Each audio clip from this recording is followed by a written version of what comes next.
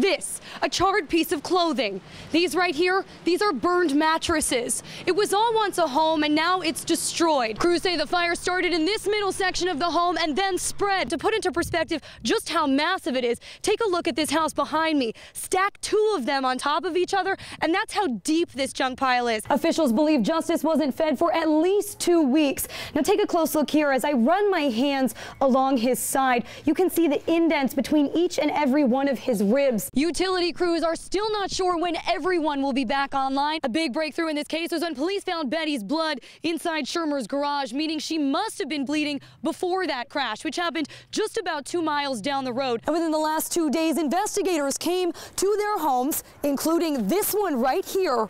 And what they found was the prescriptions, pill bottles. To kick off the celebration, the U.S. Army Golden Knights team is jumping out of planes. Melissa? Thanks, George. Today, Arthur Shermer was forced to listen to both his daughters and his late wife's family give emotional testimony. There was yelling and a lot of crying. I think it's a great day overall, even though the life conviction's not going to bring my mom back. You know, definitely a lot better today. So hope, sympathy, anger, all emotion showed in court today. The family of the late Betty Jean Shermer filled the courtroom looking for justice, and they got it. This man, 64-year-old Arthur Shermer, was sentenced to life in prison without parole. Shermer was found guilty of brutally beating his second wife, Betty, to death back in July of 2008, then covering it up by staging a car crash. During sentencing, Shermer remained stone-faced. I was hoping he would have made some type of eye contact or, you know, just some type of recognition towards me, but there was nothing there. Betty's mother and sisters also spoke today, telling Shermer they hate him and will never forgive him for the pain he's caused. But Shermer's daughters also spoke, and they still believe their father's innocent. We love him. We love him. We love him. He's a wonderful man. Innocent. I just didn't hear evidence that led me to believe that he committed a crime. I, to this day, haven't heard anything. Cindy Moyer, the woman Shermer was having an affair with while married to Betty, even says the former pastor has been bringing prayer and faith to other inmates. Daily Bible studies, Sunday worship times, and the other inmates, they go to him. While the former pastor has been found guilty of murdering Betty, he also faces trial for the death of his first wife, Jewel, back in 1999. Now, no charges have been filed for a third death. During his affair with Cindy, her husband found out, and then he committed suicide right here in Shermer's church. How he just stood there without the hint of an emotion, I think, kind of fit the same definition the judge read, you know, the sociopathic, narcissist type of person he is. Shermer now faces trial for the death of his first wife, Jewel, and his family says they will stick by his side for support. It's not over. We'll fight. We'll fight. And that trial is scheduled to start November 4th in Lebanon County. For News 13, I'm Melissa Gundersen. George, back to you. I'm Melissa Gundersen, News 13, bringing you breaking news throughout the Poconos. A tractor trailer crashed into this large concrete slab. Local is always first, and take it from me, for a smaller town, we've got some big city news. 2 men are found dead after a shooting at a Tobyhanna Park. Tune in to News 13's Pocono and Night Reports weekdays, and I'll share with you the stories that matter the most. Channel 13 or high definition, Channel 613. One more time. Come on, Ben. Let's go, kid. And 20 years old Ben Jackson isn't your average wrestler. I'm just one of the guys who happen to be different. Ben has cerebral palsy, but you wouldn't know it by looking at him on the wrestling mat. I walked in there like I was a man on the first day. Confident now, but things didn't start out so easy for Ben. He was rushed to neonatal, where he spent about, I think it's about 8 to 10 days.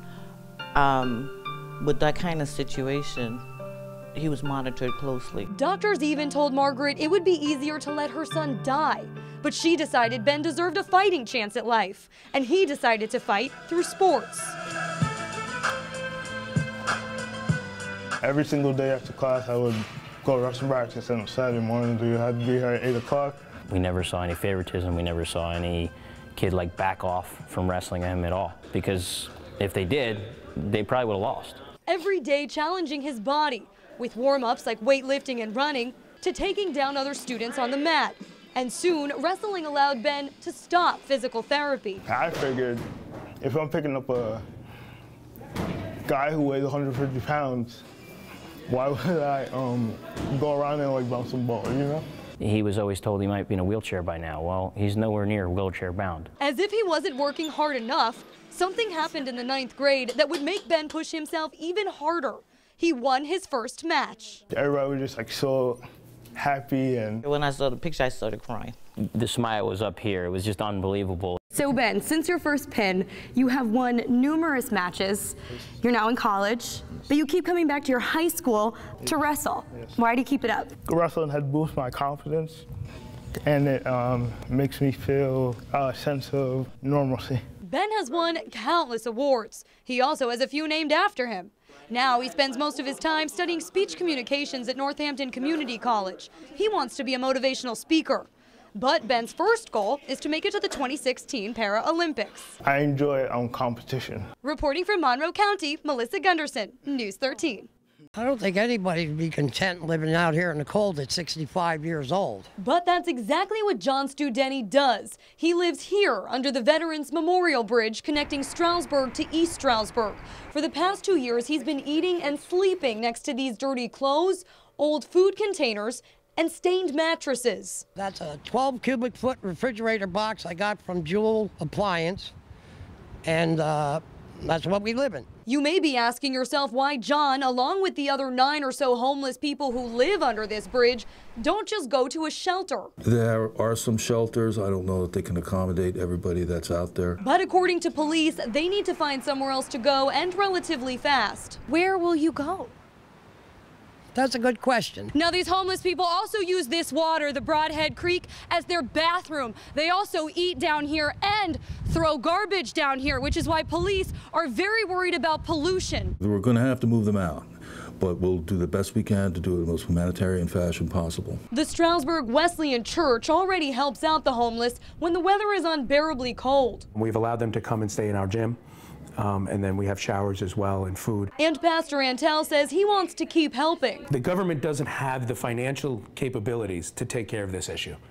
I believe it's the church's responsibility to take care of this issue. John says he appreciates everything the churches do, but he's also working to create a permanent shelter for people just like him. Take over a school, which is set up beautiful because you got showers, you got handicap access, you got to pay for the school construction whether you close it or not. March 8th, there will be a meeting at the East Stroudsburg United Methodist Church. Police will work with the local churches and anyone else who attends to figure out where these homeless people can go. Reporting from Monroe County, Melissa Gundersen, News 13.